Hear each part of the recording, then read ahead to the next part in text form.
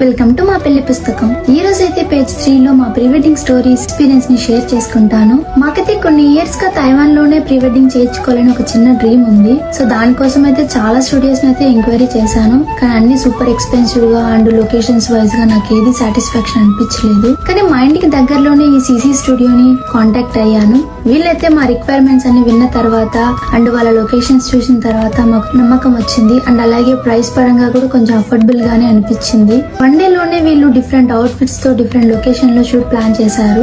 And తర్వాత వీళ్ళ package లో అమ్మాయికి అయితే 4 అవుట్ఫిట్స్, అబ్బాయికి అయితే 3 అవుట్ఫిట్స్ ఇన్క్లూడ్ అయి ఉన్నాయి. ఇక్కడ ప్రైస్ అయితే నేను మెన్షన్ చేయలేదు, ఎందుకంటే మాది కస్టమైజ్డ్ కాబట్టి. మేము ఆల్రెడీ ఒకటి ఇండియన్ అవుట్ఫిట్ ప్లాన్ చేసుకున్నాము కేరళ స్టైల్లో. సో ఆ రిమైనింగ్ అవుట్ఫిట్స్ ని ఇక్కడ సెలెక్ట్ చేసుకుందామని ఈ రోజు ప్లాన్ చేసుకున్నాను.